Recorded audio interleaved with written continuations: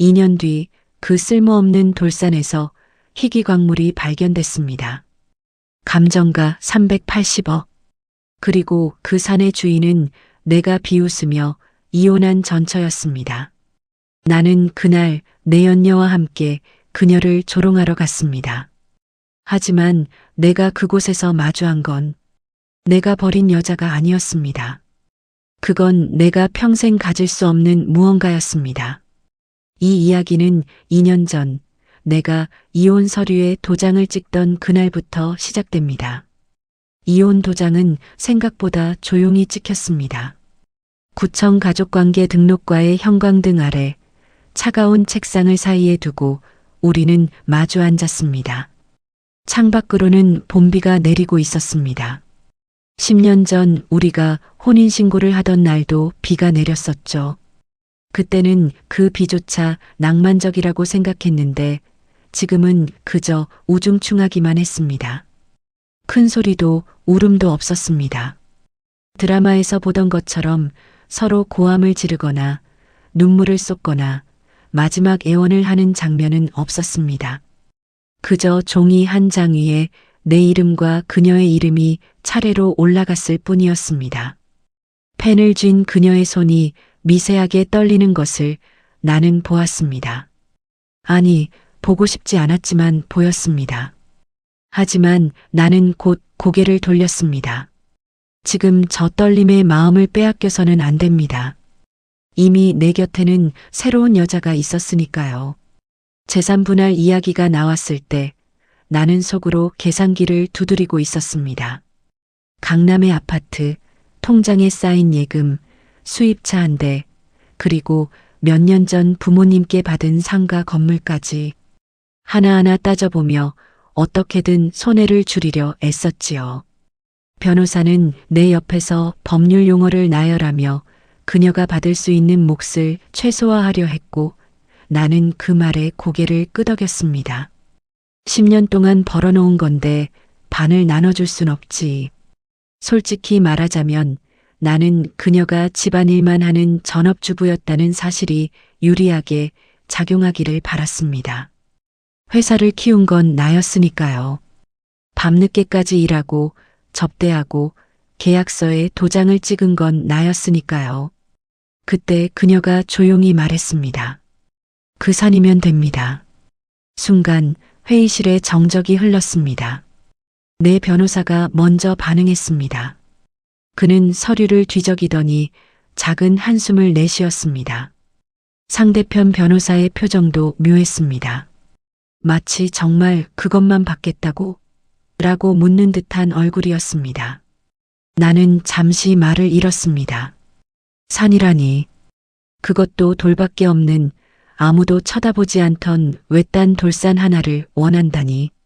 그 산은 결혼 초기에 내가 충동적으로 샀던 땅이었습니다.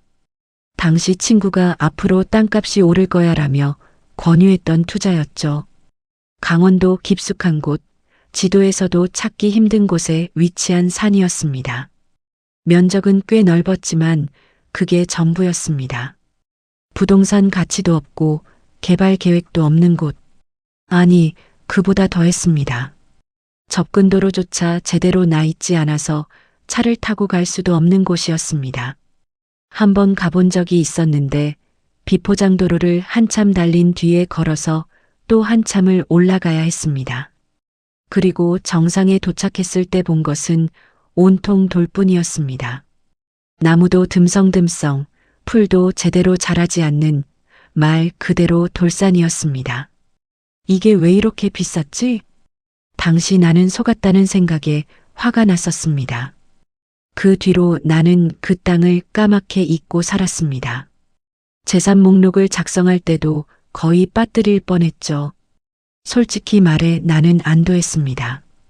그래, 저런 걸로 만족한다면야. 속으로 웃음까지 났습니다.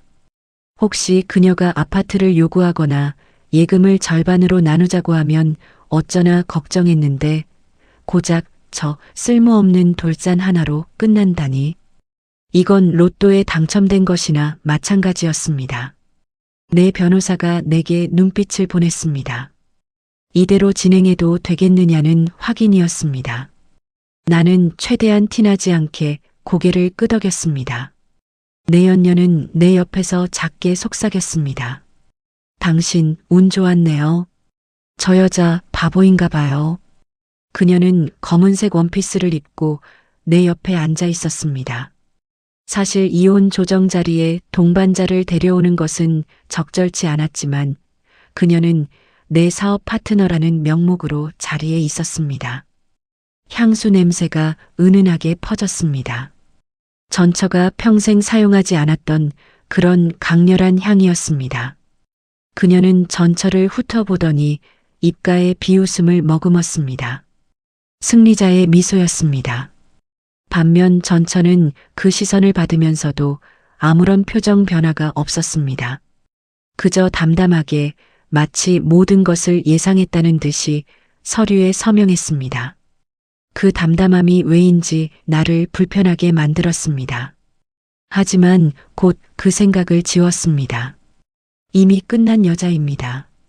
더 이상 내 삶과는 상관없는 사람입니다. 서류에 도장이 찍히던 순간 나는 그 산이 내 인생에서 사라졌다고 생각했습니다. 빨간 잉크가 종이에 번지고 공무원이 서류를 정리하고 우리는 각자 등본 한 장씩을 받았습니다. 이혼 사실이 적힌 새 서류. 10년의 결혼 생활은 그렇게 A사 용지 한 장으로 정리되었습니다. 그리고 동시에 그 여자도 끝났다고 믿었습니다. 우리는 구청 밖으로 나왔습니다. 비는 그쳤지만 하늘은 여전히 회색이었습니다. 전처는 버스 정류장 쪽으로 걸어갔습니다. 뒤돌아보지도 않았습니다. 낡은 코트를 입고 오래된 가방을 든 채로 10년 전 내가 사랑했던 그 여자는 이제 그저 타인이 되어 사라지고 있었습니다. 나는 내연녀의 손을 잡고 주차장으로 향했습니다. 이제 진짜 시작이에요. 우리의 인생. 그녀가 내 팔에 매달리며 말했습니다. 나는 고개를 끄덕였습니다. 그렇습니다. 이제 자유입니다. 지루한 결혼 생활, 감정 없는 부부관계, 그 모든 것으로부터 벗어났습니다. 차에 올라타 시동을 걸었습니다. 100미러의 구청 건물이 작아졌습니다. 그리고 그 앞 버스 정류장에 서 있던 전처의 작은 뒷모습도 함께 사라졌습니다. 잘 가. 그리고 미안해. 마지막 순간 나는 속으로 작별 인사를 건넸습니다. 그리고 엑셀을 밟았습니다. 저녁은 프렌치 레스토랑 어때요? 오늘은 축하할 일이잖아요. 내연녀가 웃으며 말했습니다. 그래, 좋지. 나는 대답했습니다. 그리고 라디오를 켰습니다. 경쾌한 음악이 흘러나왔습니다. 우리는 웃으며 새로운 미래에 대해 이야기했습니다. 그 무가치해 보이던 돌산은 완전히 잊혀졌습니다. 하지만 그날 내가 넘긴 건 정말로 산이 아니었습니다. 그건 내가 평생 가질 수 없게 될 무언가의 시작이었습니다. 나는 그것을 2년 뒤에야 알게 됩니다. 그 돌산에서 무엇이 발견됐는지, 그녀가 왜 그토록 침착했는지, 그리고 내가 얼마나 큰 것을 잃었는지, 적어도 그날 나는 아무것도 몰랐습니다. 그저 내가 이겼다고 믿었습니다. 나는 전처를 비웃으러 갔습니다. 쓸모없는 돌산을 받아간 그녀를 조롱하기 위해. 하지만 산 입구에는 검은 정장의 경비원들이 서 있었습니다. 관계자 외 출입 금지. 그리고 멀리서 들려오는 중장비 소리. 나는 그때 깨달았습니다. 내가 비웃으러 온 이곳이 이미 내가 발 디딜 수 없는 곳이 되어버렸다는 것을. 그리고 그녀가 나타났습니다. 하지만 그건 내가 알던 그 여자가 아니었습니다. 이혼 후 며칠이 지났을 무렵 나는 내연녀와 함께 청담동의 고급 카페에 앉아 있었습니다. 유리창 너머로 명품숍들이 즐비한 거리가 보였습니다. 이혼한 지 일주일. 나는 이제 자유로웠습니다. 아침에 눈치 볼 사람도 없고 밤늦게 들어와도 잔소리할 사람도 없었습니다. 내연녀는 아메리카노를 홀짝이며 인스타그램을 보고 있었습니다. 그녀의 손톱은 선명한 레드로 칠해져 있었고 손목에는 내가 며칠 전 선물한 까르띠에 팔찌가 반짝였습니다. 오빠. 그녀는 휴대전화를 내려놓으며 웃듯이 말했습니다. 그 여자, 그 돌산에 간대요. 순간 나도 모르게 웃음이 나왔습니다. 뭐, 직접 간다고? 네. 언니한테 들었어요. 언니가 그 여자친구 아나요? 그 친구한테 들었대요. 산 정리하러 내려간다고. 산이라 부르기에도 민망한 곳. 돌과 흙밖에 없는 아무 쓸모없는 땅을 정리한다니. 무엇을 정리한다는 건지, 그곳에서 무엇을 할 수 있다는 건지 도무지 이해가 되지 않았습니다.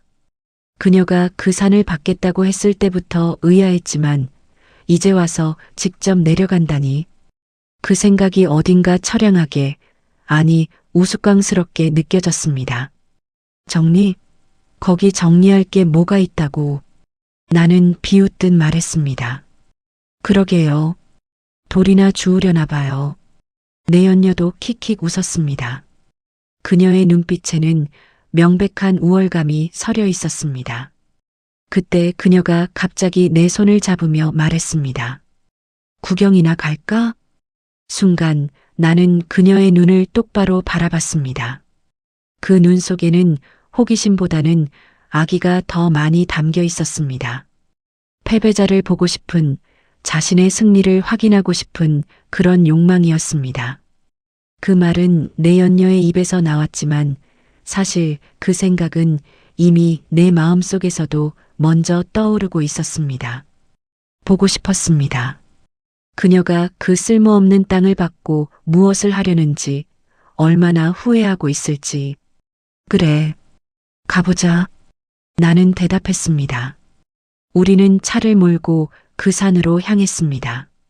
차는 서울을 벗어나 경기도를 지나 강원도로 향했습니다. 고속도로 톨게이트를 빠져나가자 풍경이 달라지기 시작했습니다. 빌딩 대신 산이, 아스팔트 대신 흙길이 나타났습니다.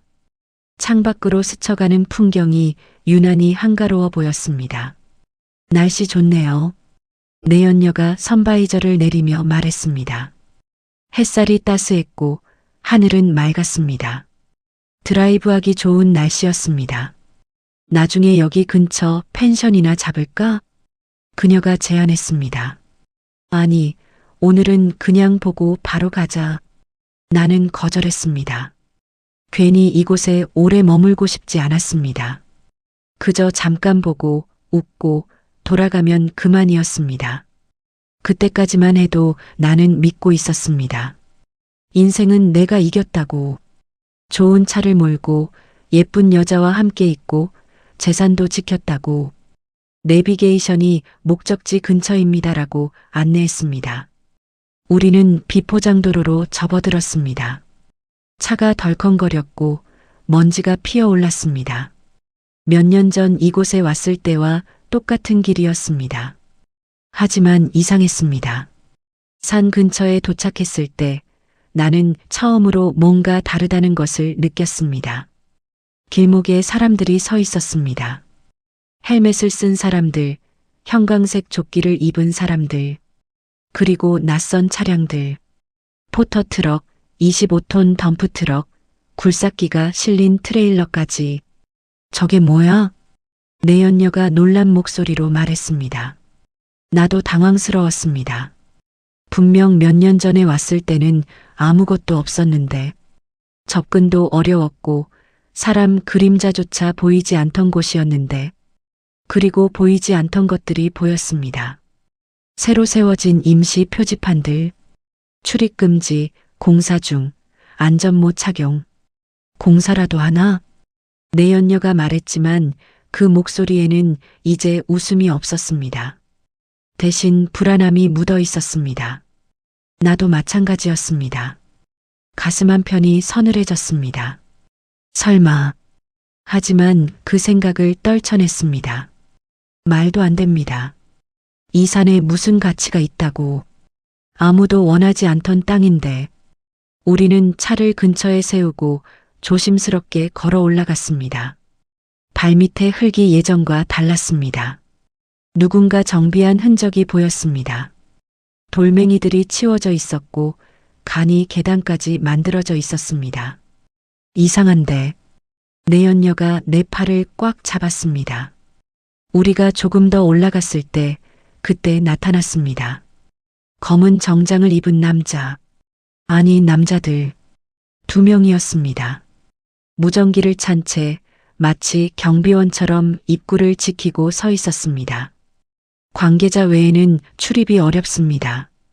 그중 한 명이 우리를 향해 손을 들며 말했습니다. 공손하지만 단호한 목소리였습니다. 순간 가슴이 철렁 내려앉았습니다. 관계자? 이 산에 무슨 관계자가 있다는 말인가? 몇 년 전까지만 해도 쥐 한 마리 없던 곳인데. 나는 당황해서 목소리를 높였습니다. 이 산 예전에 제 명이었습니다. 제가 산 주인이었다고요. 남자는 잠시 나를 바라보더니 클립보드의 명단을 확인했습니다. 그리고는 고개를 저으며 짧게 말했습니다. 지금은 아닙니다. 그 한마디가 이상하게도 오래 귓가에 남았습니다. 지금은 아닙니다. 과거에는 당신 것이었을지 몰라도 지금은 아니라는 것.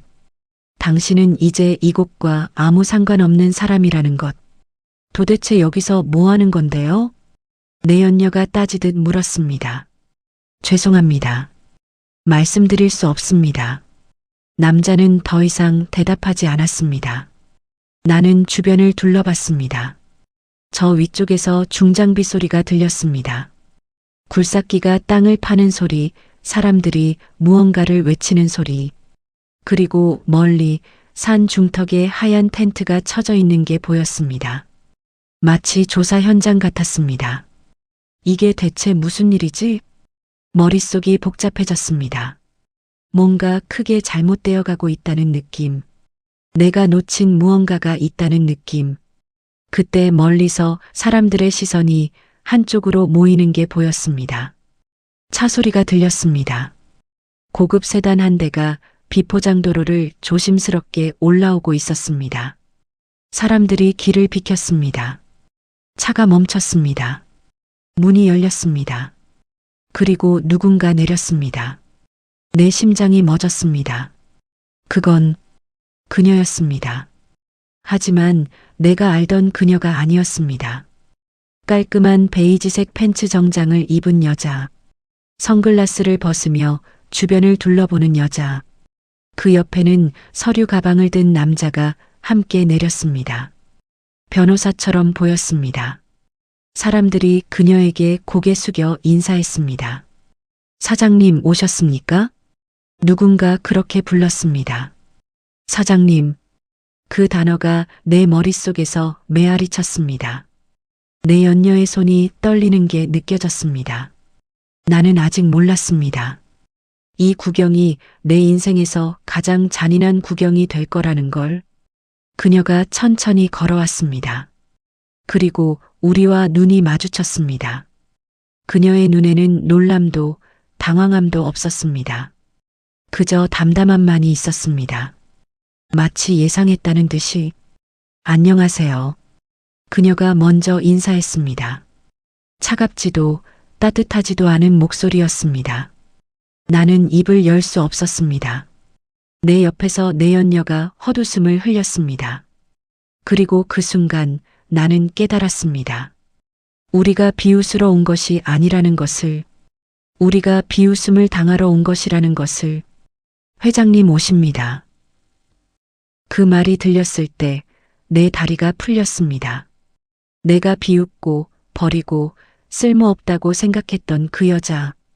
10년 동안 집안일만 하던 그 평범한 여자가 지금 수십 명의 사람들 앞에서 회장님으로 불리고 있었습니다.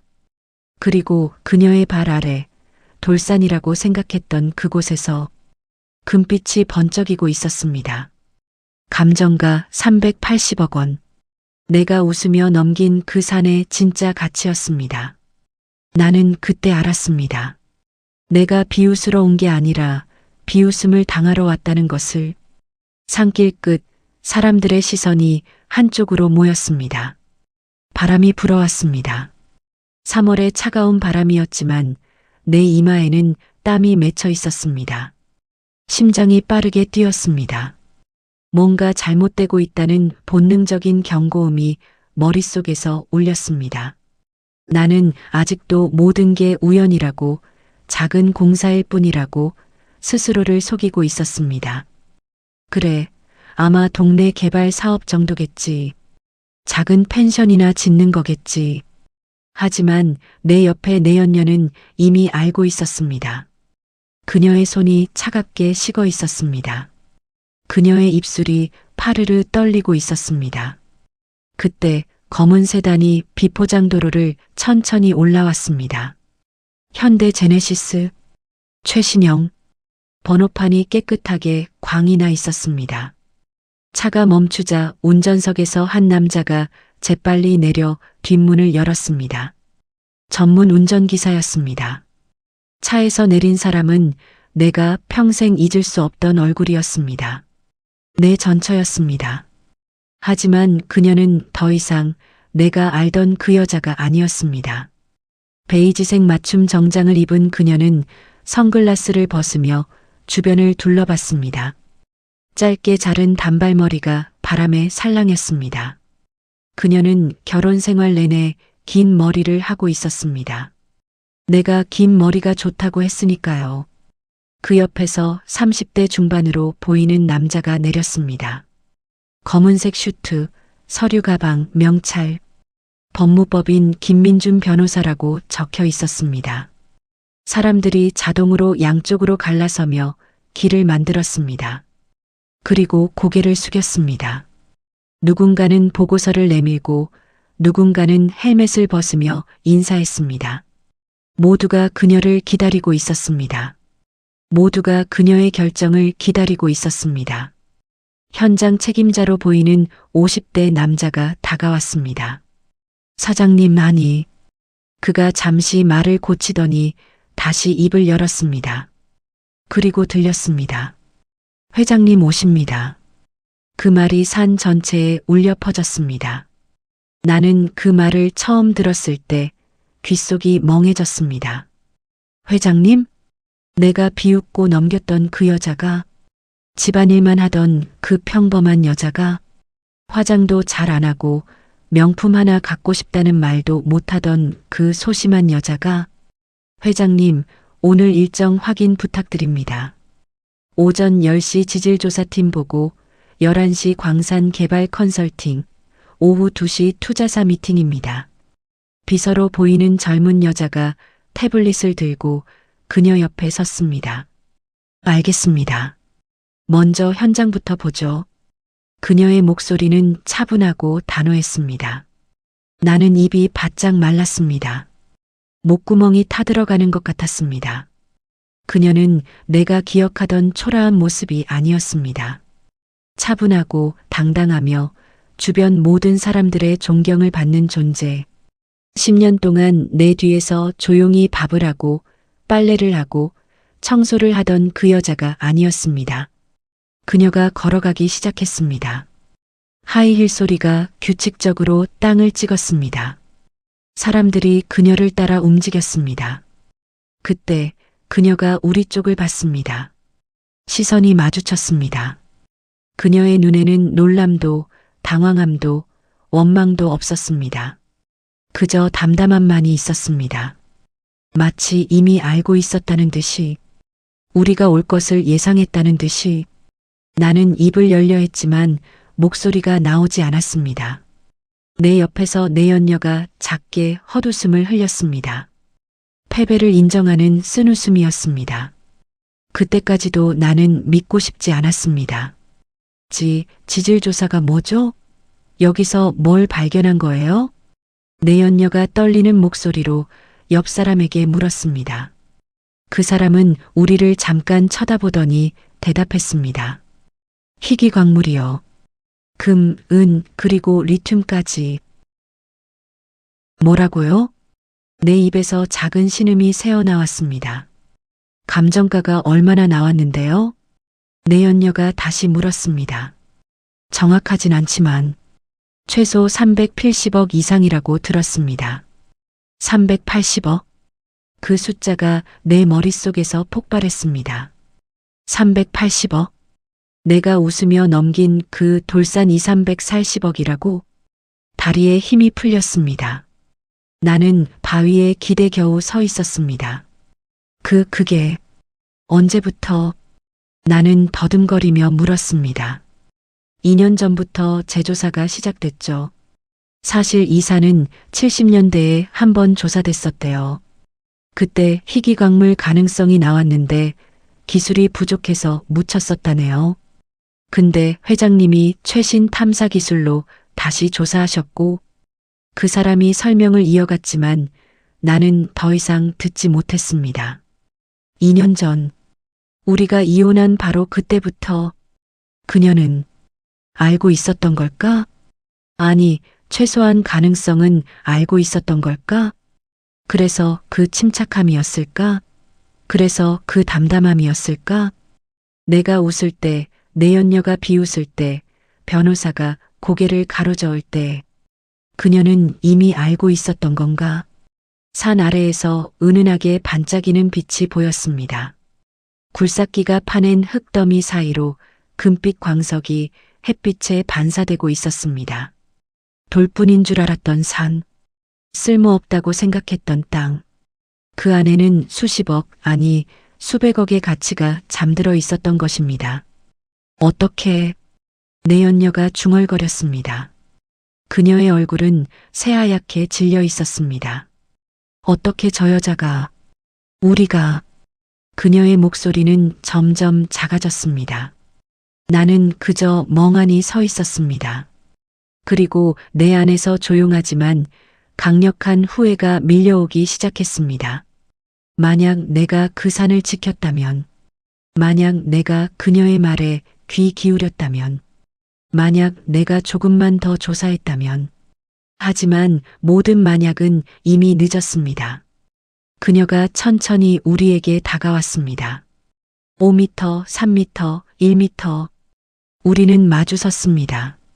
10년을 함께 산 부부. 이제는 완전한 타인. 아니, 타인보다 더 먼 사이. 그녀가 입을 열었습니다. 구경 오셨어요? 그 한마디에 나는 아무 대꾸도 할 수 없었습니다. 그녀는 잠시 우리를 바라보더니 조용히 말했습니다.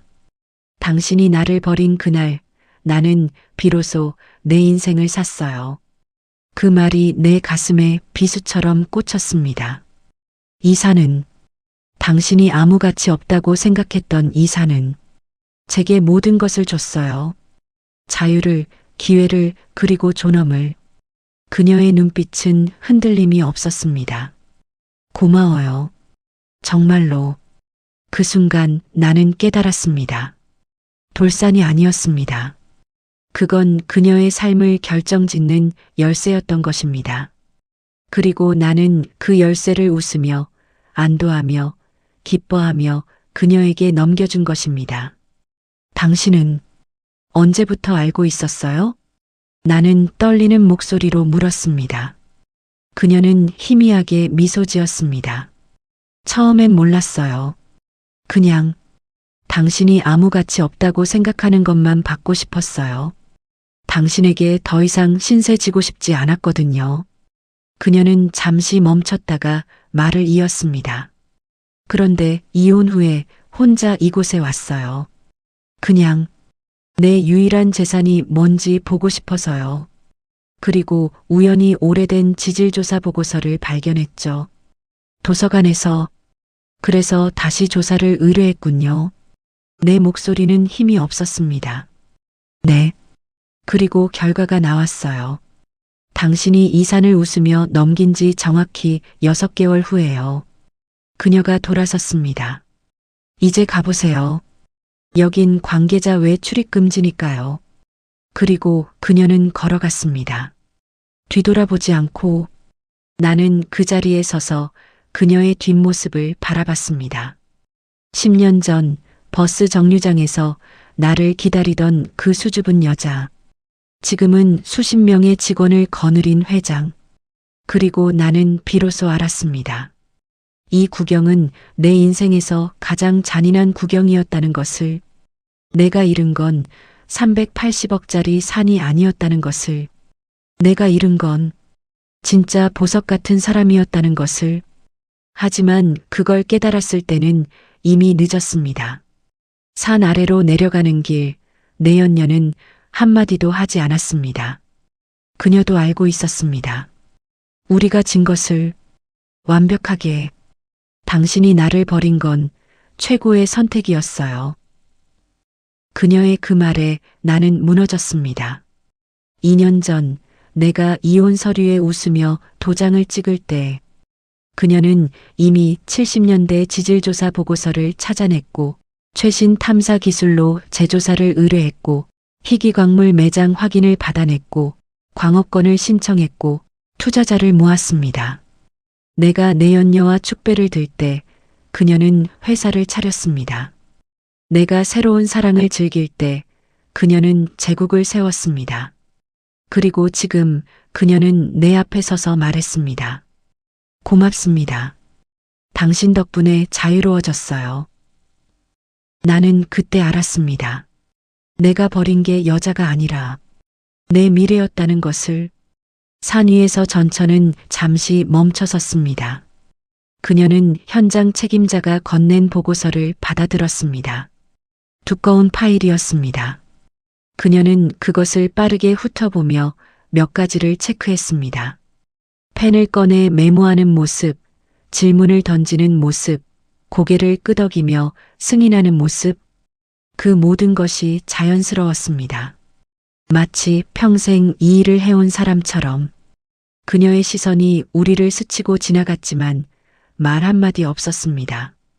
그저 서류를 접고 주변 사람들에게 손짓을 하며 지시를 내리는 모습. 직원들이 재빨리 움직였습니다. 누군가는 태블릿을 들고 기록하고 누군가는 무전기로 아래 현장에 전달했습니다. 그 장면만으로도 알 수 있었습니다. 그녀가 이미 판을 완전히 장악했다는 것을. 이것은 우연이 아니었습니다. 행운도 아니었습니다. 이것은 치밀한 계획이었습니다. 2년간의 준비였습니다. 지질팀 3구역 샘플링 완료됐습니까? 그녀가 물었습니다. 네, 회장님. 리튬 함량이 예상보다 12% 높게 나왔습니다. 헬멧을 쓴 기술자가 대답했습니다. 좋아요. 보고서 정리해서 투자사 쪽에 전달하세요. 그리고 환경 영향 평가는 다음 주 월요일 최종 제출 예정입니다. 채굴 허가 일정은 4월 중순으로 잡혀 있습니다. 그녀는 고개를 끄덕이며 다음 지시를 내렸습니다. 나는 그 광경을 멍하니 바라봤습니다. 저 여자가 10년 동안 내 옆에 있던 그 여자가 맞나? 아침마다 나를 위해 밥을 차리고 내 와이셔츠를 다리고 조용히 집안일만 하던 그 여자가. 내 연인은 어깨를 움츠리며 속삭였습니다. 우리 어떻게 하지? 여기서 이러고 있으면. 그녀의 목소리는 떨리고 있었습니다. 자신감 넘치던 그 목소리는 온데간데 없었습니다. 2년 전 구청에서 전철을 비웃던 그 여자는 지금 두려움에 떨고 있었습니다. 나는 잠시 대답하지 못했습니다. 왜냐하면 내 마음속에서 조용하지만 깊은 후회가 밀려왔기 때문입니다. 내가 비웃었던 돌산. 이게 뭐라고, 돌밖에 없잖아. 이혼 조정 당시 내가 했던 말이 떠올랐습니다. 변호사에게 귓속말로 했던 그 말. 저 여자 정말 바보네요. 저런 쓸모없는 걸 봤다니. 나는 그 순간 승리자라고 믿었습니다. 하지만 바보는 내가 아니었을까? 내가 버린 기회. 결혼 초기 이 산을 샀을 때 나는 한 번도 제대로 조사하지 않았습니다. 친구 말만 믿고 충동적으로 샀다가 실망하고 그냥 잊어버렸습니다. 만약 내가 조금만 더 관심을 가졌다면, 만약 내가 지질 조사를 의뢰했다면, 만약 내가 그 땅의 가치를 제대로 알아봤다면, 하지만 나는 하지 않았습니다. 귀찮았으니까, 시간 낭비 같았으니까, 어차피 돈 안 되는 땅이라고 단정 지었으니까, 내가 과거에 경시했던 그녀, 당신은 집안일이나 해. 사업은 내가 알아서 할게. 결혼 생활 내내 나는 그녀를 과소평가했습니다. 그녀가 의견을 내면 무시했고, 그녀가 제안하면 귀찮아했고, 그녀가 배우고 싶다고 하면 그게 무슨 소용이냐고 말했습니다. 그녀는 대학에서 지질학을 전공했습니다. 나는 그 사실조차 잊고 있었습니다. 아니, 애초에 중요하게 생각한 적이 없었습니다. 지질학? 그게 뭐 하는데 써? 차라리 요리 학원이나 다니지. 내가 했던 말이었습니다. 모든 것이 눈앞에서 분명하게 재현되고 있었습니다. 내가 얼마나 무지했는지, 얼마나 오만했는지, 얼마나 어리석었는지. 전천은 마침내 우리 쪽으로 천천히 걸어왔습니다. 하이힐 소리가 규칙적으로 땅을 찍었습니다. 또, 또, 또, 그 소리가 내 심장 박동처럼 들렸습니다. 그녀가 내 앞 2미터 지점에서 멈췄습니다. 우리는 마주섰습니다. 당신이 그날 나를 버린 건 정말 좋은 선택이었어요. 그녀가 먼저 입을 열었습니다. 덕분에 나는 내 인생을 완전히 설계할 수 있었으니까요. 그 말은 조용했지만 내 마음속 깊은 곳을 찌르는 듯 했습니다. 당신과 함께 있을 때 나는 항상 당신의 그림자였어요. 당신의 아내, 당신의 가정부, 당신의 부속품. 그녀의 목소리는 담담했습니다. 원망도 분노도 없었습니다. 하지만 이혼 후 나는 비로소 나 자신을 찾았어요. 나는 입을 때려 했지만 말이 나오지 않았습니다. 목구멍이 막힌 것 같았습니다. 이 산을 받았을 때 사람들은 나를 불쌍하게 봤어요. 당신도 그랬죠. 저런 쓸모없는 걸 받아서 가엾네라고 생각했을 거예요. 그녀가 잠시 멈췄다가 말을 이었습니다. 하지만 나는 달랐어요. 나는 이 산에 왔어요. 혼자. 그리고 땅을 밟아봤어요. 돌을 만져봤어요. 그때 기억이 났어요. 대학 시절 교수님이 했던 말. 강원도 북부 지역은 희귀광물 가능성이 높다. 특히 70년대에 조사됐다가 기술 부족으로 묻힌 지역들이 많다. 내 심장이 쿵쿵 뛰었습니다. 나는 도서관에 갔어요. 오래된 지질조사 보고서를 찾았어요. 1976년 조사 기록. 거기에 이 산이 있었어요. 그래서 처음부터 알고 있었던 거예요? 내가 겨우 물었습니다. 아니요. 확신은 없었어요. 단지 가능성이었죠. 하지만 그 가능성에 내 모든 걸 걸었어요. 그녀가 천천히 산을 돌아봤습니다. 이혼 위자료로 받은 돈 전부 여기 쏟아부었어요. 재조사 비용, 전문가 고용, 샘플 분석.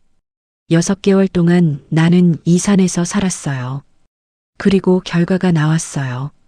금, 은, 리튬. 감정가 최소 380억. 380억. 그 숫자가 또다시 내 머릿속을 때렸습니다. 그 후로는 빨랐어요. 광업권 신청, 회사 설립, 투자 유치. 1년 만에 모든 게 자리 잡았어요.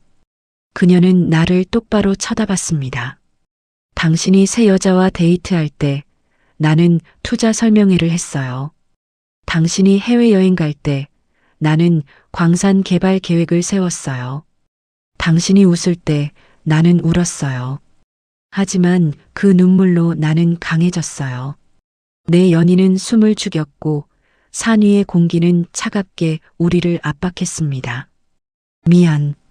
내 입에서 그 말이 새어나왔습니다. 미안해요. 내가 당신을 미안하다고요? 그녀가 처음으로 웃었습니다. 하지만 그 웃음은 차갑고 쓸쓸했습니다. 미안하지 마세요. 고마워해야죠. 당신이 나를 버리지 않았다면 나는 평생 당신의 그림자로 살았을 테니까요. 그 순간 나는 비로소 깨달았습니다. 내가 웃던 그 순간이 가장 큰 패배였다는 사실을. 이혼 서류에 도장을 찍고 내연녀와 손을 잡고 운 좋았다고 속삭이던 그 순간. 그때가 내 인생의 분기점이었습니다. 하지만 나는 내리막길을 선택했고 그녀는 오르막길을 선택했습니다. 전철은 우리를 지나쳐 금빛이 은은하게 반짝이는 산 아래로 향했습니다. 그녀가 서 있는 곳에서 사람들은 명령을 받고 움직였습니다. 모든 것이 계획대로 정확하게 조용하지만 강력하게 진행되고 있었습니다. 회장님, 다음 일정 시간입니다. 비서가 조심스럽게 말했습니다. 알겠습니다. 가죠. 그녀는 더 이상 우리를 돌아보지 않았습니다. 마치 우리가 존재하지 않는 것처럼. 아니, 어쩌면 정말로 그녀의 인생에서 우리는 더 이상 존재하지 않는 것인지도 모릅니다. 나는 그 자리에 서서 비로소 내 인생 선택의 무게를 느꼈습니다. 돌산이 아니었습니다. 그녀의 결단과 전략, 그리고 참을 수 있는 내공이 이 모든 것을 만들어냈다는 것을. 가요. 내 연인이 작게 말했습니다. 여기 더 있으면 너무 힘들어요. 나는 고개를 끄덕였습니다. 우리는 천천히 산을 내려갔습니다. 올라올 때와는 다른 발걸음이었습니다. 올라올 때는 비웃으러왔지만 내려갈 때는 패배를 인정하며 도망치는 것이었습니다. 차에 올라타 시동을 걸었습니다. 100미러에 그 산이 보였습니다. 그리고 그 산 위에 서 있는 작은 사람. 내 전처. 아니, 이제는 전처가 아닌 광업회장 박지은. 그녀는 산 정상을 향해 걸어가고 있었습니다. 그녀의 제국 한가운데로. 나는 엑셀을 밟았습니다. 산이 점점 멀어졌습니다. 하지만 후회는 더 가까워졌습니다. 내 옆에서 내연녀는 울고 있었습니다. 우리 망했어요. 그녀의 말이 맞았습니다. 우리는 망했습니다. 완벽하게. 그리고 그것은 전부 내 선택 때문이었습니다. 산에서 돌아온 그날 밤 내연녀가 짐을 쌌습니다. 당신 옆에 있으면 저도 패배자가 될 것 같아요. 그녀는 떠났습니다. 내가 전철을 버렸던 것처럼. 그리고 3개월 후 나는 파산 직전이었습니다. 전처의 성공 소식은 매일 뉴스에 나왔습니다. 여성 CEO, 광산업계 돌풍, 이혼 후 380억 대박, 박지은 회장, 업계 주목. 그때마다 나는 텅 빈 집에서 혼자 술을 마셨습니다. 그리고 깨달았습니다. 내가 잃은 건 돈이 아니었습니다. 내가 잃은 건 내 인생에서 가장 귀한 사람이었습니다. 하지만 후회는 항상 늦게 옵니다. 그리고 그 후회는 평생 나를 따라다닐 것입니다. 산에서 돌아온 그날 밤 집은 이상하게 고요했습니다. 내연녀는 거실 소파에 앉아 창밖을 바라보고 있었습니다. 그녀는 한마디도 하지 않았습니다. 운전하는 내내, 식사하는 내내, 집에 돌아오는 내내 침묵했습니다. 민주야. 내가 조심스럽게 불렀지만 그녀는 대답하지 않았습니다. 오늘 일은 그냥 잊자. 우리 상관없는 일이야. 상관없는 일이라고요? 그녀가 처음으로 입을 열었습니다.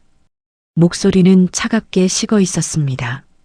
380억이에요. 380억? 그게 상관없는 일이에요? 그건 원래 내 거였어요. 당신 거였다고요. 그녀의 목소리가 높아졌습니다. 만약 당신이 그 산을 지켰다면, 만약 당신이 조사를 했다면, 지금 우리가. 그만해. 나도 소리쳤습니다. 이미 끝난 일이야. 되돌릴 수 없어. 맞아요. 되돌릴 수 없죠. 그녀가 일어섰습니다. 그래서 나도 되돌릴 수 없는 결정을 내릴 거예요. 무슨 소리야? 나 떠날래요. 순간 심장이 멎는 것 같았습니다. 뭐, 미안해요. 하지만 당신 옆에 있으면 저도 패배자가 될 것 같아요. 그녀는 안방으로 들어가더니 캐리어를 꺼냈습니다. 민주야, 진정해. 우리 얘기 좀 하자. 더 이상 할 말 없어요. 그녀는 옷을 집어넣기 시작했습니다. 화장품, 구두, 가방. 하나하나 챙기는 모습이 너무나 익숙했습니다. 마치 이미 떠날 준비가 되어 있었던 것처럼. 당신이 전철을 떠날 때도 이렇게 쉬웠나요? 그녀가 물었습니다. 그때도 이렇게 아무렇지 않게? 나는 대답할 수 없었습니다. 알았어요. 똑같네요. 당신은 항상 쉽게 버리는 사람이에요. 전처도 산도 기회도. 그리고 이제 곧 나도 버려질 거예요.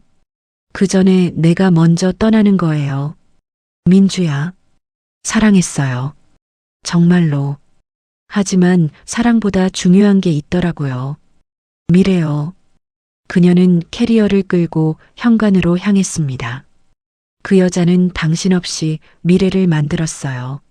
나도 그렇게 할 거예요. 문이 닫혔습니다. 나는 텅 빈 거실에 혼자 남았습니다. 그리고 무너졌습니다. 일주일 후 회사에 문제가 생겼습니다. 사장님, 투자사에서 연락 왔습니다. 계약 재검토를 하고 싶다고. 이사가 난처한 표정으로 말했습니다. 재검토? 갑자기 왜? 그게 사장님 개인 신용 문제가 거론되고 있습니다. 내 신용이 왜? 이용건이 업계에 알려졌습니다. 그리고 그 상건도요. 나는 컴퓨터를 켰습니다. 포털 사이트 실시간 검색어에 내 이름이 떠 있었습니다. 380억 광산 이혼남, 재산 분할 실수로 파산 위기. 전처는 회장, 본인은 사업 위기. 명함 극명. 기사들이 쏟아지고 있었습니다. 댓글은 더 잔인했습니다. 마이너스 자업자득이네. 마이너스 여자 바람나서 이혼했다더니 대박. 마이너스 전처 진짜 대단하다. 혼자 힘으로 일어섰네. 마이너스 이 남자 회사는 이제 망하겠지? 손이 떨렸습니다. 한 달 후 실제로 투자가 취소되었습니다. 2달 후 거래처가 하나둘 끊겼습니다. 3달 후 직원들이 사표를 냈습니다. 나는 파산 직전이었습니다.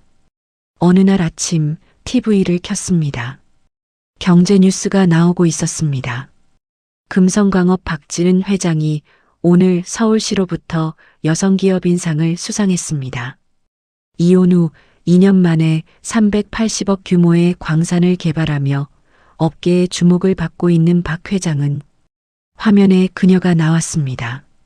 단아한 한복을 입고 상패를 받으며 미소 짓는 모습. 힘든 시기를 겪었지만 그 시간이 저를 성장시켰습니다. 포기하지 않는 것이 중요합니다. 그녀의 인터뷰가 이어졌습니다. 나는 리모컨을 던져버렸습니다.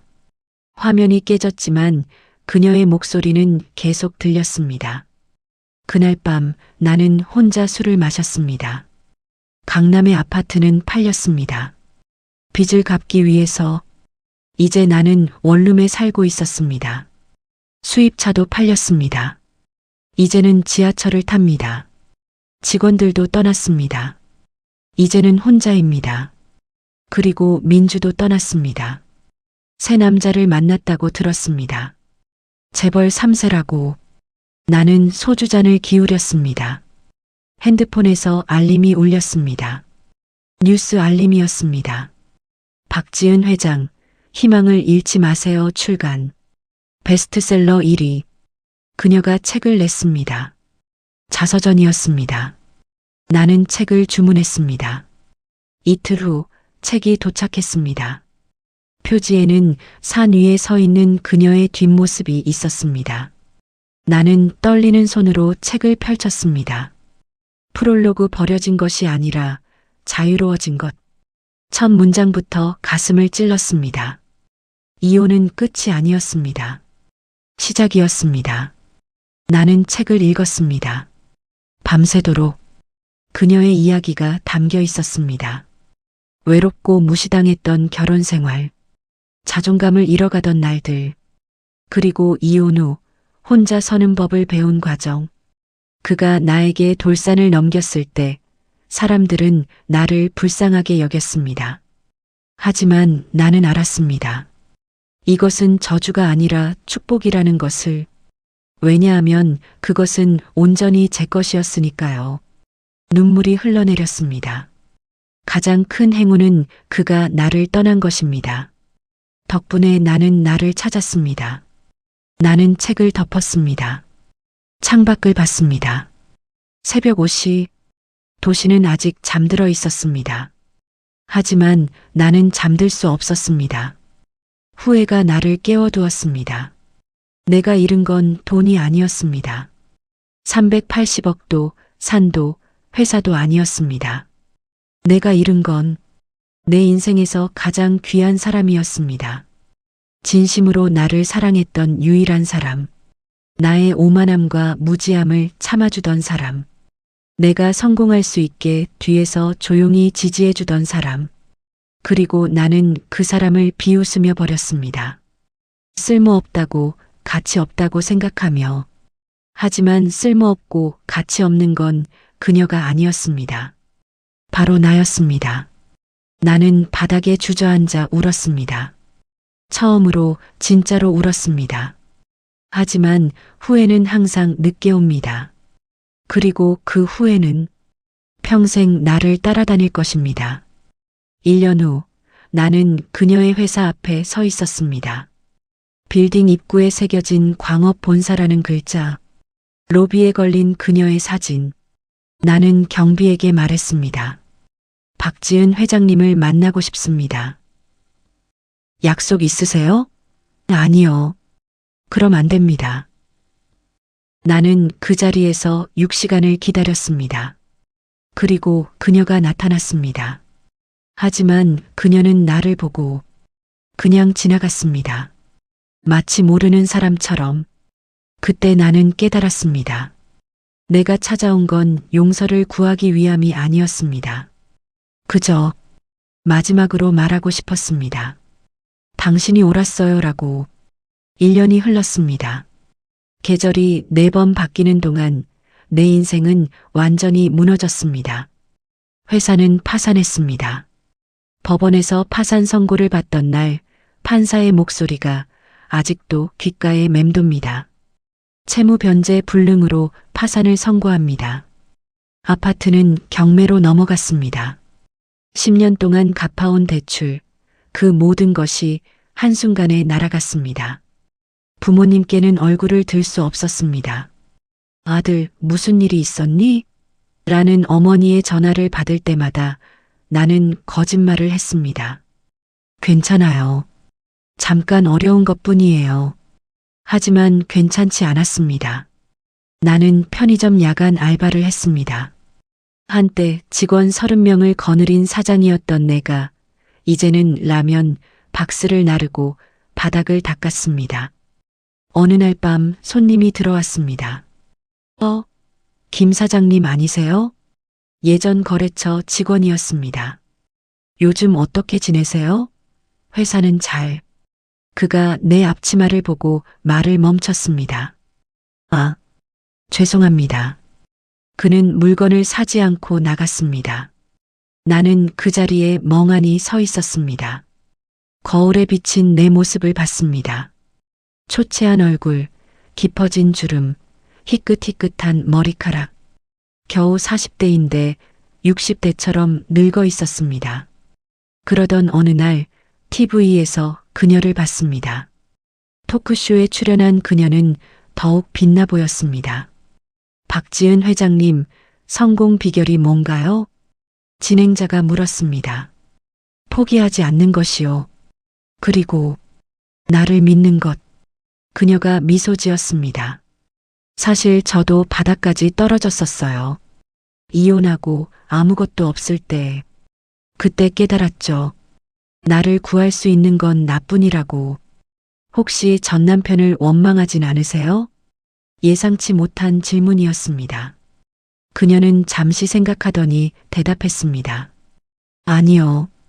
오히려 감사해요. 그 사람이 나를 떠나지 않았다면 나는 평생 깨어나지 못했을 테니까요. 지금 만나면 뭐라고 말하고 싶으세요? 당신 덕분에 행복합니다라고 말하고 싶어요. 나는 TV를 껐습니다. 눈물이 멈추지 않았습니다. 다음 날 나는 결정했습니다.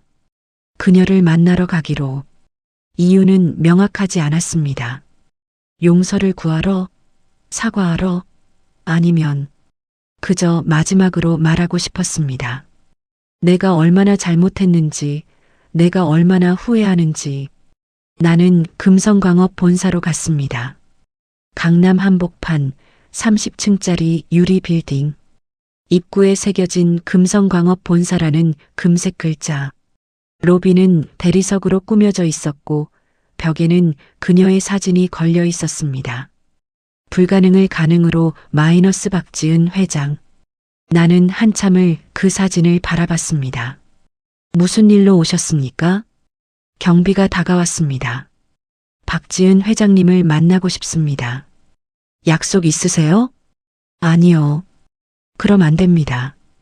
회장님은 약속 없이는 만나실 수 없습니다. 제발입니다. 꼭 한 번만.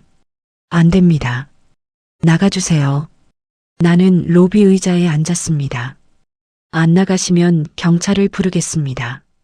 그럼 부르세요. 저는 여기서 기다리겠습니다. 경비는 난처한 표정을 지었지만 더 이상 강제로 쫓아내지는 않았습니다. 나는 그 자리에서 기다렸습니다. 1시간, 2시간, 3시간. 오전 10시부터 오후 4시까지 6시간을 기다렸습니다. 직원들이 출입하며 나를 쳐다봤습니다. 수군거리는 소리가 들렸습니다. 저 사람 누구래? 회장님 만나겠다고 아침부터 앉아있대.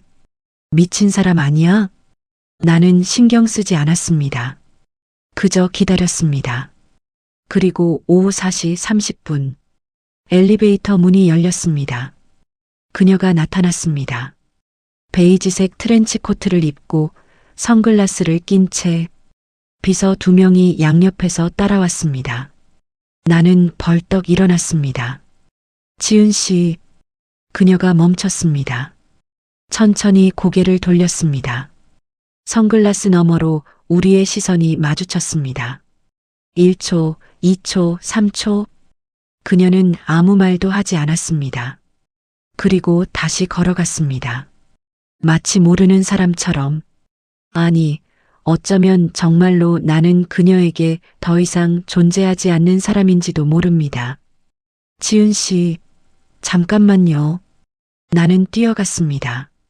경비가 나를 막았습니다. 선생님, 안 됩니다. 제발요. 5분만요. 아니, 1분만. 그녀는 멈추지 않았습니다. 현관을 나가 차에 올라탔습니다. 검은 세단이 출발했습니다. 나는 그 자리에 무릎을 꿇었습니다. 죄송합니다. 내 목소리는 떨렸습니다. 정말 죄송합니다. 로비가 조용해졌습니다. 모든 사람들이 나를 바라봤습니다. 하지만 나는 신경 쓰지 않았습니다. 그때 누군가 내 앞에 섰습니다. 올려다보니 그녀의 비서였습니다. 회장님께서 전해달라고 하셨습니다. 그녀가 봉투 하나를 건넸습니다. 나는 떨리는 손으로 받았습니다. 봉투를 뜯었습니다. 안에는 편지 한 장이 들어 있었습니다. 마이너스 마이너스 마이너스. 김민수 씨에게 당신을 용서합니다. 하지만 그것이 당신이 다시 내 삶에 들어올 수 있다는 의미는 아닙니다. 당신은 과거입니다. 그리고 과거는 과거로 남아야 합니다. 당신이 후회한다는 것을 알아요. 하지만 그 후회는 당신의 몫입니다. 나는 더 이상 당신의 위로자가 아닙니다. 부디 당신도 일어서세요. 나처럼. 당신을 무너뜨린 건 나도 산도 아닙니다. 당신 자신이었어요. 그러니 당신을 다시 세울 수 있는 것도 당신뿐입니다. 행운을 빕니다. 박지은. 나는 편지를 읽고 또 읽었습니다. 눈물이 종이를 적셨습니다. 그때 나는 깨달았습니다. 내가 찾아온 건 용서를 구하기 위함이 아니었습니다. 그저 마지막으로 말하고 싶었습니다. 당신이 옳았어요라고, 내가 틀렸어요라고, 당신은 아름다운 사람이에요라고. 하지만 더 이상 그럴 자격이 없었습니다. 나는 천천히 일어섰습니다. 빌딩을 나왔습니다. 차가운 바람이 불어왔습니다. 하지만 이상하게도 마음은 조금 가벼워졌습니다. 편지 속 그녀의 마지막 문장이 떠올랐습니다. 당신을 다시 세울 수 있는 것도 당신뿐입니다. 그녀는 끝까지 나를 가르쳐주고 있었습니다. 나는 핸드폰을 꺼냈습니다. 그리고 검색했습니다. 재기 방법, 파산 후 다시 시작하기, 나를 일으키는 법. 검색 결과가 쏟아졌습니다. 나는 하나씩 읽기 시작했습니다. 이제는 내가 내 인생의 주인이 되어야 했습니다. 그녀처럼 3년이 흘렀습니다. 나는 작은 지질조사 회사를 차렸습니다. 직원 3명, 월세 사무실, 중고장비. 화려하지 않지만 정직했습니다. 그리고 어느 날 새 프로젝트 의뢰가 들어왔습니다. 강원도 평창 지역 토양 조사건. 클라이언트는 금성광업이었습니다. 회의실 문이 열렸습니다. 그리고 그녀가 들어왔습니다. 우리는 5년 만에 다시 마주했습니다.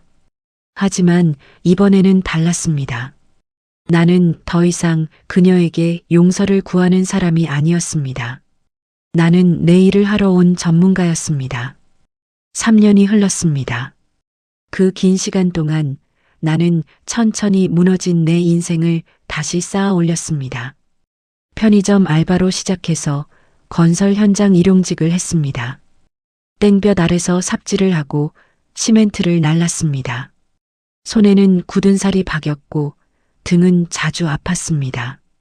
하지만 나는 견뎠습니다. 그녀의 편지가 나를 지탱해 주었습니다. 당신을 다시 세울 수 있는 것도 당신뿐입니다. 그 말을 되새기며 나는 포기하지 않았습니다. 1년 후 나는 작은 결정을 내렸습니다. 도서관에 다니기 시작했습니다. 지질학 책을 빌렸습니다. 광물학, 토양학, 암석학. 전처가 대학에서 배웠던 그 학문들을 처음에는 이해할 수 없었습니다. 전문 용어들이 낯설었고 이론들이 복잡했습니다. 하지만 계속 읽었습니다. 밤마다 새벽마다. 그리고 깨달았습니다. 내가 그 산을 제대로 알았더라면, 내가 조금만 공부했더라면, 내가 아내의 전공을 존중했더라면 모든 것이 달랐을 거라는 것을. 2년 후 나는 지질조사 기사 자격증을 땄습니다. 40대 중반의 나이에 젊은 사람들 틈에서 시험을 봤습니다. 아저씨, 이 나이에 왜 이런 것 따요? 옆자리 20대 청년이 물었습니다. 늦었지만 지금이라도 시작하려고. 나는 대답했습니다. 합격 통지서를 받았을 때 나는 울었습니다. 이번에는 후회의 눈물이 아니었습니다. 성취의 눈물이었습니다. 그리고 3년째 되던 해 나는 작은 회사를 차렸습니다.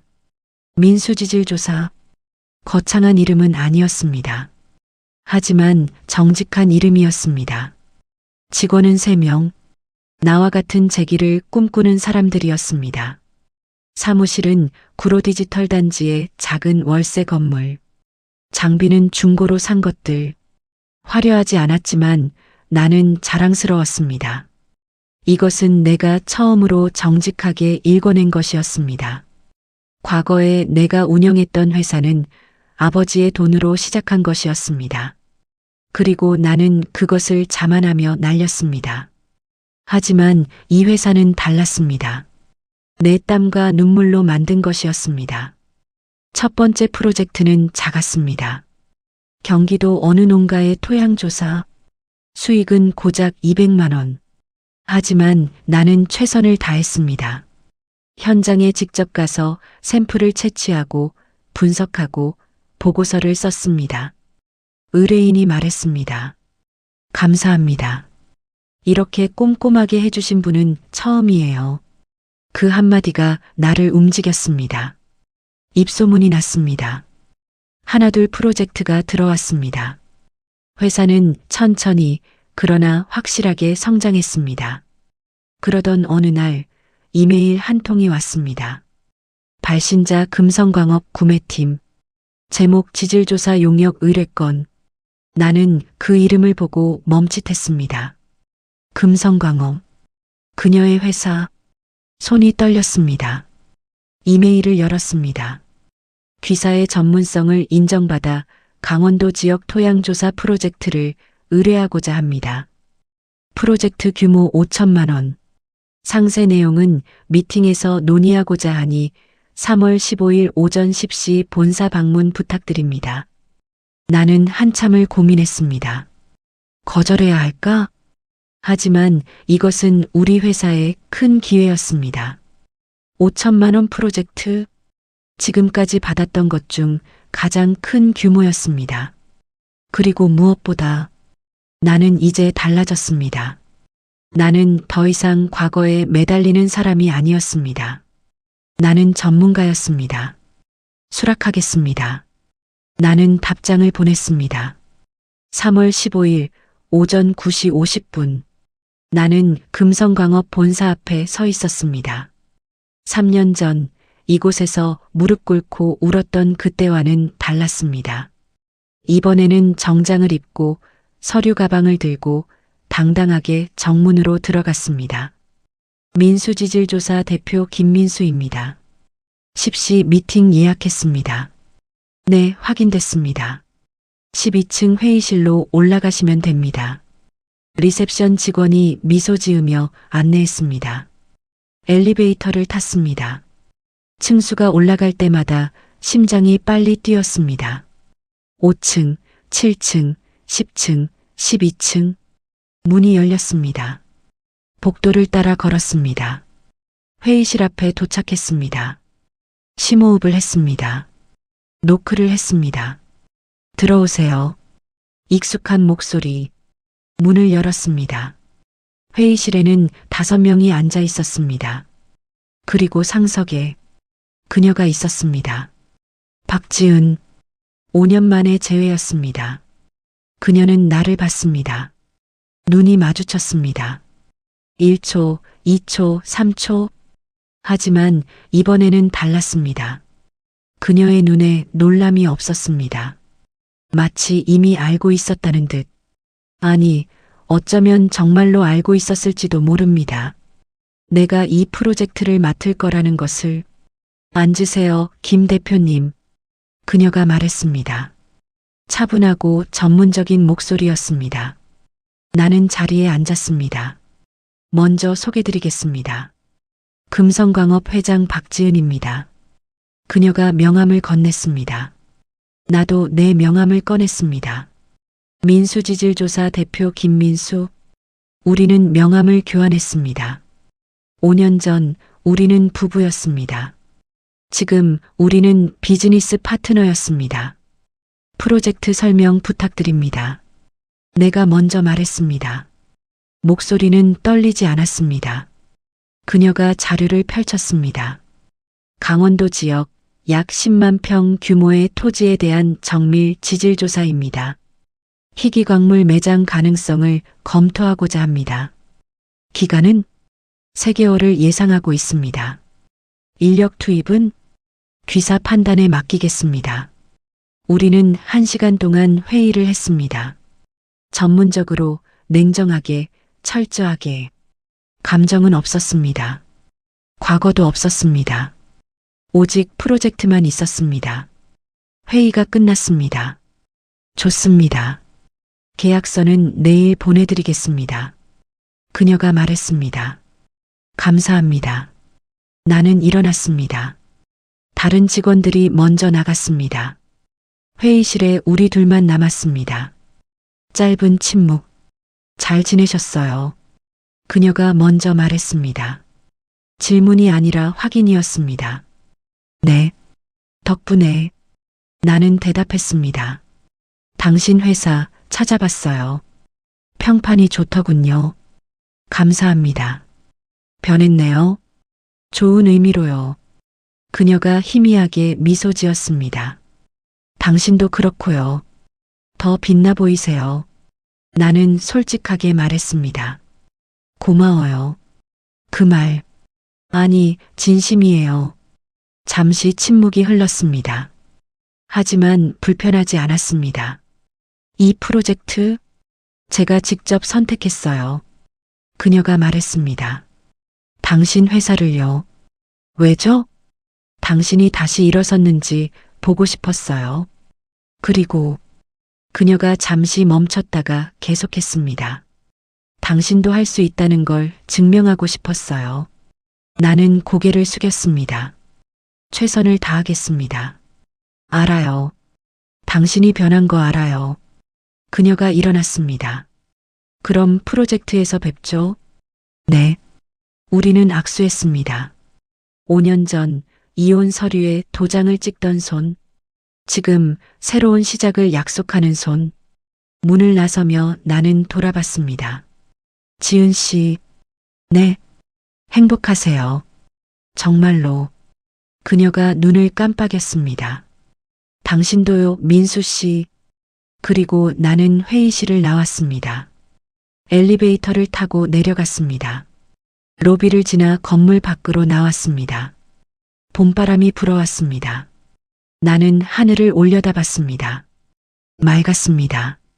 핸드폰을 꺼내 직원에게 전화했습니다. 준비하세요. 큰 프로젝트 땄습니다. 진짜요? 어디 건데요? 금성. 대박. 축하드립니다. 나는 웃었습니다. 그리고 걸었습니다. 당당하게. 각자의 길을 걷는 우리.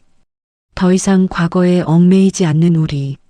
서로를 존중하며 앞으로 나아가는 우리. 이것이 진짜 끝이었습니다. 그리고 진짜 시작이었습니다. 프로젝트는 대성공이었습니다. 우리는 그 땅에서 또 다른 희귀광물을 발견했습니다. 내 회사는 업계에서 인정받기 시작했습니다. 그리고 1년 후 나는 시상식장에 있었습니다. 올해의 중소기업 대상 수상자로 무대에 오르는 순간 객석에서 한 사람이 일어나 박수를 쳤습니다. 그녀였습니다. 우리의 눈이 마주쳤습니다. 그녀는 미소 지으며 고개를 끄덕였습니다. 그 순간 나는 알았습니다. 우리는 이제 진짜로 자유로워졌다는 것을. 서로에게서, 과거에서, 후회에서. 이것이 진짜 끝이었습니다. 그리고 우리 각자의 진짜 시작이었습니다. 프로젝트는 예상보다 빨리 끝났습니다. 2개월 만에 우리는 정밀 지질 조사를 완료했습니다. 그리고 결과는 놀라웠습니다. 강원도 평창 지역 땅 밑에서 리튬과 코발트가 발견되었습니다. 전기차 배터리의 핵심 원료였습니다. 김 대표님, 정말 대단합니다. 박지은 회장이 보고서를 보며 말했습니다. 다른 업체들은 놓쳤던 건데 어떻게 찾으셨어요? 샘플링을 더 깊게 했습니다. 표면만 보지 않고 지하 15m까지 파고들었죠. 나는 차분하게 설명했습니다. 그리고 포기하지 않았습니다. 처음에는 아무것도 안 나왔거든요. 하지만 계속 조사했습니다. 그녀가 나를 바라봤습니다. 많이 배우셨네요. 당신한테서요. 나는 솔직하게 말했습니다. 당신이 그 돌산을 포기하지 않았던 것처럼 저도 이 프로젝트를 포기하지 않았습니다. 그녀가 희미하게 미소 지었습니다. 계약금 입금하겠습니다. 그리고 그녀가 새 서류를 꺼냈습니다. 추가 프로젝트 제안드립니다. 이번에는 1억 규모입니다. 나는 눈을 크게 떴습니다. 1억이요? 네. 귀사의 능력을 인정합니다. 장기 파트너십을 제안합니다. 이것은 단순한 비즈니스 제안이 아니었습니다. 이것은 인정이었습니다. 내가 다시 일어섰다는 것에 대한, 내가 변했다는 것에 대한 감사합니다. 나는 고개 숙여 인사했습니다. 열심히 하겠습니다. 그로부터 1년이 흘렀습니다. 내 회사 민수지질 조사는 직원이 15명으로 늘었습니다. 사무실도 강남으로 옮겼습니다. 작지만 깨끗한 사무실이었습니다. 프로젝트는 계속 들어왔습니다. 금성광업뿐만 아니라 다른 기업들에서도 의뢰가 왔습니다. 김 대표님, 평판이 좋으시더라고요. 한 클라이언트가 말했습니다. 정직하고 꼼꼼하고 신뢰할 수 있다고. 그 말이 나를 가장 행복하게 만들었습니다. 돈이 아니라 신뢰를 얻었다는 것이. 그해 12월 나는 놀라운 소식을 들었습니다. 중소벤처기업부 장관상 후보에 오르셨습니다. 직원이 흥분해서 말했습니다. 올해의 중소기업 대상이요. 정말? 나는 믿기지 않았습니다. 겨우 4년 전까지만 해도 파산했던 내가, 편의점 알바를 하던 내가. 축하드립니다, 대표님. 직원들이 박수를 쳤습니다. 시상식은 2주 후였습니다. 마이너스. 시상식 당일. 나는 처음으로 새 정장을 샀습니다. 과거에는 명품만 입었지만 이번에는 백화점 세일 코너에서 샀습니다. 그래도 깔끔했고 나에게 잘 맞았습니다. 서울 코엑스 그랜드 볼룸. 수백 명의 기업인들이 모였습니다. 나는 뒷자리에 조용히 앉았습니다. 김민수 대표님 어디 계세요? 스태프가 찾았습니다. 앞쪽으로 와주세요. 수상자 자리입니다. 앞자리로 안내받았습니다. 주변을 둘러봤습니다. 업계의 유명 인사들이 보였습니다.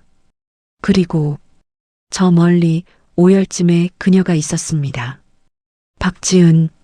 그녀도 초대받았나 봅니다. 우리의 눈이 잠깐 마주쳤습니다. 그녀가 가볍게 고개를 끄덕였습니다. 나도 답례했습니다. 시상식이 시작되었습니다. 여러 부문의 상이 수여되었습니다. 그리고 마지막, 올해의 중소기업 대상은. 사회자가 봉투를 열었습니다. 민수지질조사 김민수 대표님. 박수 소리가 터졌습니다. 나는 자리에서 일어났습니다. 무대로 걸어갔습니다.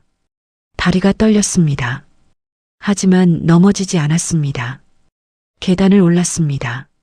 장관님이 상패를 건넸습니다. 축하드립니다. 감사합니다. 악수를 했습니다. 플래시가 터졌습니다. 그리고 소감을 말하는 순서. 나는 마이크 앞에 섰습니다. 수백 명의 사람들이 나를 바라봤습니다. 심호흡을 했습니다. 먼저 감사드립니다. 나는 천천히 말하기 시작했습니다. 4년 전 저는 파산했습니다. 모든 것을 잃었습니다. 객석이 조용해졌습니다. 회사도, 집도, 가족도, 그리고 가장 중요한 것, 제 자신을 잃었습니다. 나는 계속 말했습니다. 그때 한 분이 제게 편지를 주셨습니다. 당신을 다시 세울 수 있는 것은 당신뿐이다라고.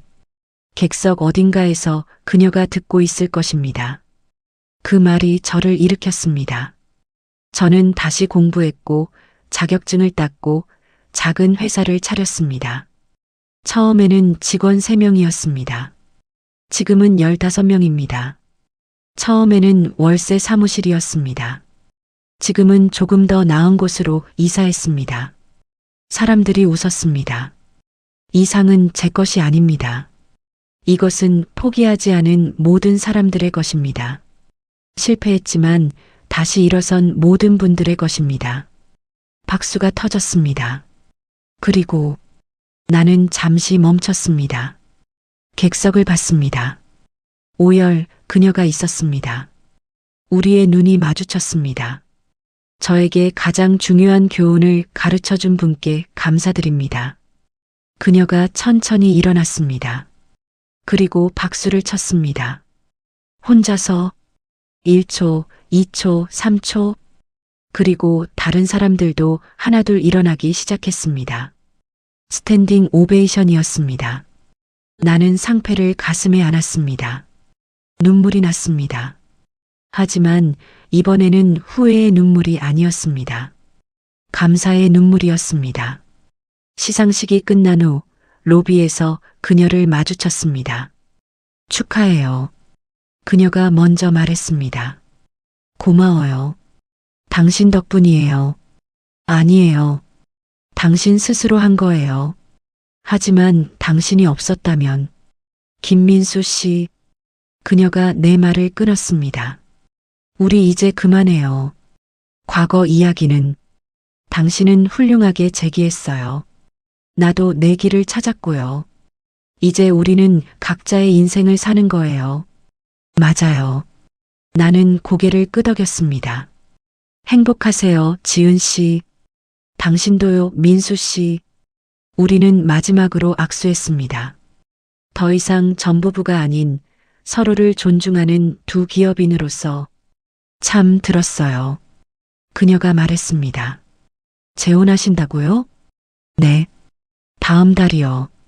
어떻게 알았어요? 업계가 좁잖아요. 그녀가 미소 지었습니다. 축하해요. 좋은 분 만나셨더라고요. 당신도요. 약혼 소식 봤어요. 감사해요. 우리는 웃었습니다. 편안하게. 초대장 보내드릴게요. 내가 말했습니다. 올 거예요? 물론이죠. 축하해 드려야죠. 나도 당신 결혼식 때 갈게요. 영광이에요. 그녀가 가방에서 뭔가를 꺼냈습니다. 작은 상자였습니다. 이거 받아요. 뭔데요? 열어봐요. 나는 상자를 열었습니다. 안에는 작은 돌멩이 하나가 있었습니다. 이게 그 산에서 가져온 거예요. 첫 번째 금광석. 왜 이걸 나한테? 당신 거니까요. 당신이 처음 샀던 산.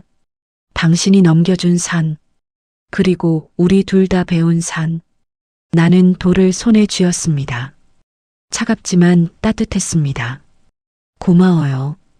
이걸 보면서 기억해요. 실패는 끝이 아니라 시작이 될 수 있다는 것. 꼭요. 그녀가 시계를 봤습니다. 가봐야겠어요. 미팅이 있어서. 네, 조심히 가세요. 당신도요. 그녀가 돌아섰습니다. 몇 걸음 걷다가 멈췄습니다.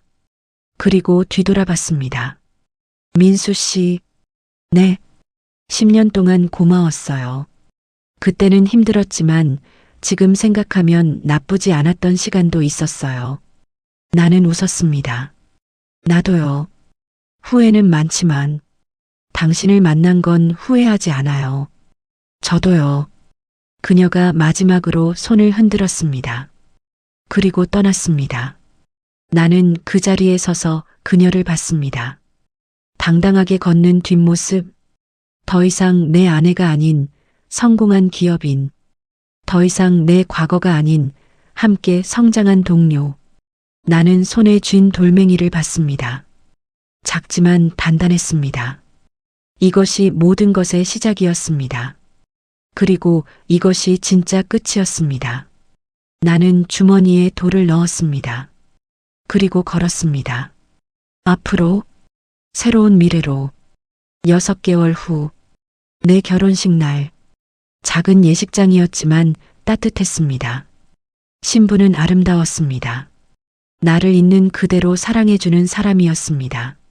하객들이 축하해 주었습니다. 그리고 뒷자리에 조용히 앉아있는 한 사람. 박지은. 그녀는 혼자 왔습니다. 식이 끝난 후 그녀가 다가왔습니다. 축하해요. 와줘서 고마워요. 당연하죠. 그녀가 신부에게 인사했습니다. 행복하세요, 두 분. 감사합니다. 그녀는 곧 떠났습니다.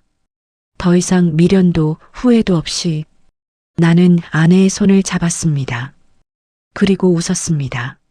진심으로. 에필로그. 인생은 돌고 돕니다. 때로는 올라가고 때로는 내려갑니다. 나는 높은 곳에서 추락했습니다. 그리고 바닥에서 다시 일어났습니다. 그 과정에서 많은 것을 잃었습니다. 하지만 더 많은 것을 배웠습니다. 진짜 가치가 무엇인지, 진짜 사랑이 무엇인지, 그리고 진짜 나 자신이 누구인지. 돌산은 더 이상 후회의 상징이 아닙니다. 그것은 배움의 상징입니다. 그녀는 더 이상 잃어버린 과거가 아닙니다. 그녀는 함께 성장한 인생의 스승입니다. 우리는 각자의 길을 갑니다. 하지만 서로를 응원합니다. 멀리서, 조용히, 그리고 진심으로. 이것이 진짜 끝입니다. 그리고 우리 모두의 진짜 시작입니다. 버려진 것이 축복이 될 수 있다. 잃은 것이 배움이 될 수 있다. 끝이 시작이 될 수 있다. 당신을 다시 세울 수 있는 것은 오직 당신뿐이다. 마이너스 박쥐는 희망을 잃지 마세요 중에서